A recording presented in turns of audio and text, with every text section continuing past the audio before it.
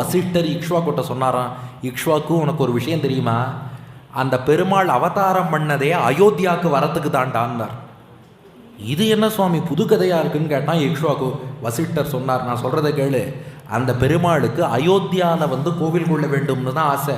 அதுக்காகத்தான் பார்க்கடல்லேருந்து ஸ்ரீரங்க விமானத்தோடு வந்தார். ஆனால் சில பேர் டிரான்சிட் அகாமடேஷன்னு டெம்பரரியாக ஒரு இடத்துல தங்கிட்டு அப்புறம் வருவா. அதுபோல தான் சத்தியலோகத்தில் இருக்கார். அது மட்டும் இல்லை, அந்த பெருமாளுக்கு என்ன ஒரு ஆசைன்னா, அவருக்கு திருவாராதனம் நம்ம எவ்வளோதான் பண்ணாலும் கூட நாம் அவ்வளோ தூரம் சிறப்பாக பண்ணுறது இல்லை. எப்படி திருவாராதனம் பண்ணணுங்கிறத அவரே பண்ணி காட்டணும்னு ஆசை. உன் வம்சத்தில் ராமனாக அவன் அவதாரம் பண்ணி தனக்குத்தானே திருவாராதனம் பண்ணி கொள்ள போகிறான். அதனால் தன்னுடைய திருவாராதனத்தை தானே செய்து கொள்வதற்காக ராமனாக இந்த இக்ஷ்வாக்கு குலத்தில் அவதரிக்க போகிறான். அப்போ இங்கே அயோத்திக்கு அவன் வருவான். இக்ஷ்வாக்கு குல மன்னர்களாகிய நீங்கள் அவனுக்கு பூஜை செய்வீர்கள். உங்களில் ஒருத்தனாக இக்ஷ்வாக்கு குலத்தில் அவனே அவதாரம் பண்ணி தனக்குத்தானே திருவாராதனமும் பண்ணி கொள்ள போகிறான். இன்னொரு இதை ரசமா சொல்லுவா, பெருமாள் எவ்வளவு தூரம் அழகுன்னா, அவருக்கு தனக்குத்தானே திருவாராதனம் பண்ணிக்கணும்னு அவருக்கே ஆசை வர அளவுக்கு அவர் அவ்வளோ அழகா இருக்காராம். இதை பராசர பட்டர் அழகா ரசிச்சார்.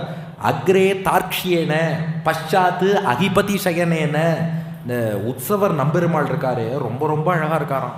அதனால் நம்பெருமாள் என்ன பண்ணாராம், தன்னுடைய முன்னழகை தானே நன்னா ரசிக்கணும்னு கருடனா போய் அவரே முன்னாடி உட்காந்துட்டு தன் முன்னழகை தானே ரசிக்கிறாராம். தன் பின்னழகை தானே ரசிக்கணும்னு சொல்லி பெரிய பெருமாளை ஆதிசேஷனில் படுத்துட்டு தன் பின்னழகை தானே ரசிக்கிறாராம். இந்த சைடில் பக்கவாட்டில் நம்பெருமாள் அழகு இருக்கே ரொம்ப வசதி.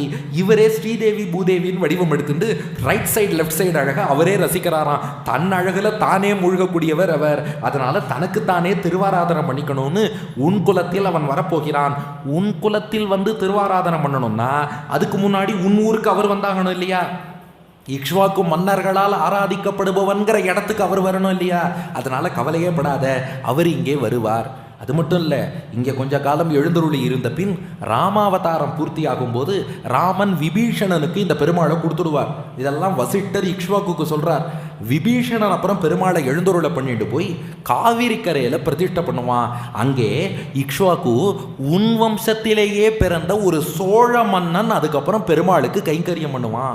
இன்றைக்கும் கல்வெட்டுகளில் என்ன சொல்கிறா, சோழர்கள்லாம் ராமனுடைய வம்சத்தில் வந்தவர்கள், இக்ஷ்வாக்கு வம்சத்தை சேர்ந்தவர்கள்னு ஸ்ரீரங்க மகாத்மியத்திலையும் அதுக்கு குறிப்பு இருக்கு. வசிஷ்டர் சொல்றார், இக்ஷ்வாக்கு உன் வம்சத்தில் வந்த சோழர்கள் காவிரி பக்கம் ஆட்சி பண்ணுவா, அவர்கள் அதுக்கப்புறம் பெருமாளுக்கு கைங்கரியம் பண்ணுவா.